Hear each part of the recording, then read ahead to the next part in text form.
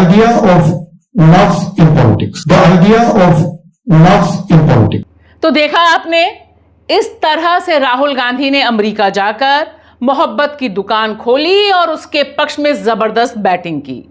ऐसे में हम समझ ही सकते हैं कि भारत में जो लोग नफरत की दुकान खोल के बैठे हुए हैं उन्हें तो मिर्ची लगनी ही थी।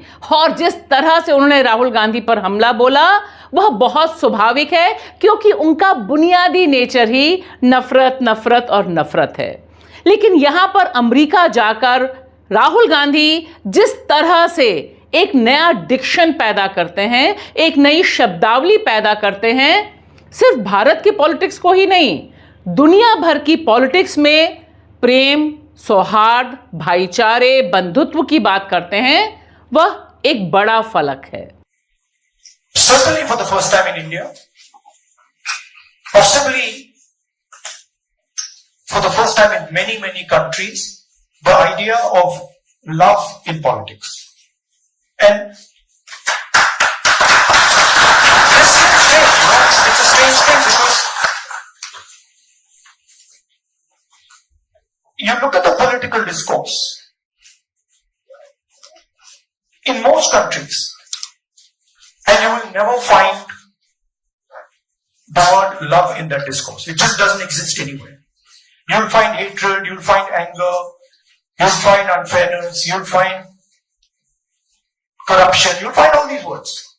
But you will never find the word love in the language. And the Bharat Jodo Yatra actually introduced that idea into the Indian political system. And it has amazed me how that idea has worked. Bharat जोड़ो यात्रा जो कन्याकुमारी से लेकर कश्मीर तक गई और फिर मणिपुर से लेकर मुंबई तक गई दूसरे चरण में, इससे जो सीखा राहुल गांधी ने, उसे जिन सहज सरल शब्दों में वहां पर उन्होंने रखा, वह एक दूसरे ढंग की पॉलिटिक्स का नमूना पेश करता है। क्योंकि भारत में दूसरे ढंग की पॉलिटिक्स हो रही है और इस नफरत वाली पॉलिटिक्स या डिवाइड एंड रूल वाली पॉलिटिक्स को किस तरह से काउंटर किया जा सकता है, और इसमें देश का कॉन्स्टिट्यूशन क्या मिसाल पेश करता है, यह बहुत इंपॉर्टेंट है।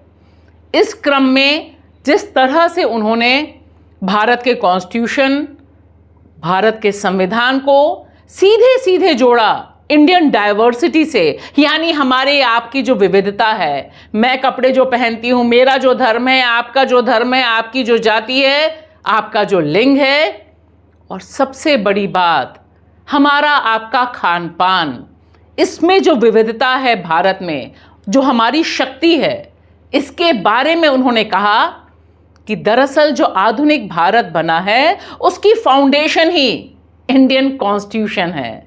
अब सवाल ये है कि इतनी ज़रूरी बातें किस तरह से भारतीय जनता पार्टी के नेता और मोदी सरकार में बैठे हुए अहम पदों पे मंत्री किस तरह से देखते हैं, वह भी समझना बहुत इंपॉर्टेंट है। When millions of people in India clearly understood that the Prime Minister of India is attacking the Constitution of India.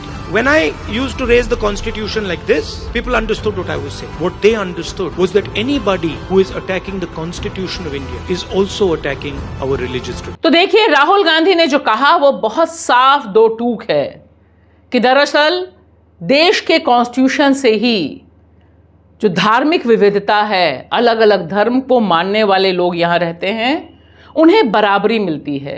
अलग अलग भाषाओं को जो बोलने वाले लोग हैं उन्हें बराबर समझा जाता है और सारे राज्य बराबर हैं। India is union of states, यह बहुत बुनियाद है भारत की।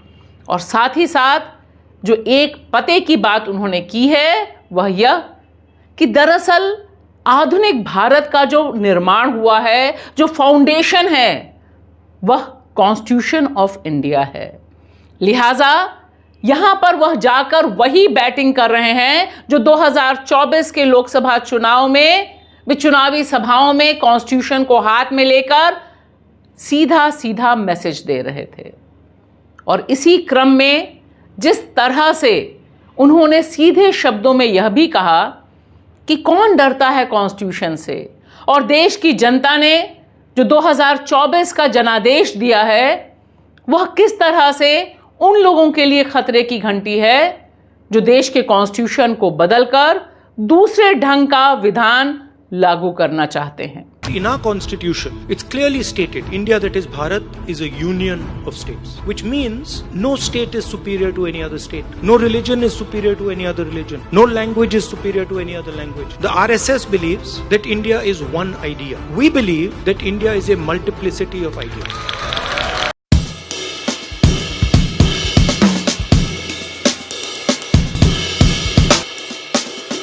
और अगर ध्यान से सुनिए गिरिराज सिंह को, तब वह और उनकी बौखलाहट हमें और आपको समझ आती है।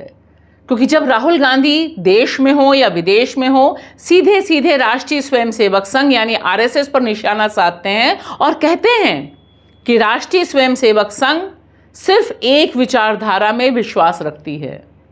और ऐसे में गिरिराज जी का जवाब, आरएसएस को जानने के लिए राहुल गांधी को कई जन्म लेना पड़ेगा। बीजेपी का आईटी सेल हो, भगवा ब्रिगेड हो या फिर मंत्री और संतरी हों, उनका हमला बहुत तीखा होता है और होना चाहिए भी, क्योंकि उन्हें डर है। सबसे बड़ा डर यह है कि लोगों ने डरना छोड़ दिया है या डरना कम कर दिया है, साम दाम दंड भेद सब कुछ अपनाकर। और इस क्रम में राहुल गांधी जिस कन्वर्सेशन या जिस वार्तालाप में यह बताते हैं कि दरअसल भारत जोड़ो यात्रा निकालने की जरूरत क्यों पड़ी, किस तरह से लोकतंत्र के चारों खंबे सुनने को ही तैयार नहीं थे विपक्ष को या बुनियादी मुद्दे को, ऐसे में जनता जनार्दन के पास जाना दरअसल राहुल गांधी की भी मजबूरी थी। और जनता के पास जाकर ही राहुल गांधी सीख पाए। जो 4000 किलोमीटर की यात्रा करके उन्होंने एक इतिहास बनाया, उससे जो उन्होंने सीखा, इसीलिए आप देखिए कि राहुल गांधी खुद कहते भी हैं कि वह बदले हैं। उनको देखने का और वह किस तरह से लोगों को देखते हैं, देश को समझते हैं, उसका नजरिया उन्हें दरअसल भारत की जनता ने सिखाया है। मीडिया आपको लोगों के पास नहीं ले जा रहा, इंस्टीट्यूशनल सिस्टम आपको लोगों के पास नहीं ले जा रहा, तो फिर डायरेक्टली चले जाओ। It completely changed how I view politics, how I view our people, how I communicate with our people, how I listen to people, and not just me. There were many people involved in the yatra, and all of us. और एक बात हर बार Bharatiya Janata party भूल जाती है कि जब मोदी जी गुजरात के मुख्यमंत्री थे या जब भारतीय जनता पार्टी विपक्ष में थी, तब उनके नेता जब विदेश में जाते थे, तब किस तरह से जो मौजूदा सत्ता है उस पर हमलावर होते थे, और यह उनका कॉन्स्टिट्यूशनल राइट था। ये जो मोनार्की वाली सोच बन गई है ना कि आप भारत का अपमान कर रहे हैं, गिरिराज जी, मोदी जी की आलोचना करना देश की आलोचना करना कतई नहीं है। यह सबक कम से कम मोदी 3 में तो आपको और आपकी पार्टी को ले ही लेना चाहिए कि देश बड़ा है। देश उर्फ प्रधानमंत्री नहीं होता, देश उर्फ भारतीय जनता पार्टी नहीं होती। लिहाजा प्रधानमंत्री नरेंद्र मोदी का खौफ और भारतीय जनता पार्टी का खौफ या डर कम हुआ है। ये जो पंच लाइन है राहुल गांधी के भाषण की, वह तो आपको परेशान करेगी ही करेगी। Within minutes of the election result, nobody in India was scared of the BJP or the Prime Minister. तो नफरत के बाजार में मोहब्बत की दुकान खोलने वाले राहुल गांधी अमेरिका जाकर ये जो मोहब्बत की बातें कर रहे हैं, इसका इम्प्लीमेंटेशन भारत में कितना कर पाएंगे यह तो समय ही बताएगा। लेकिन फिलहाल उन पर जिस तरह से हमलावर होती है भारतीय जनता पार्टी और मोदी सरकार, उससे यह बात तो तय हो गई है कि उनका तीर निशाने पर लगता है। शुक्रिया।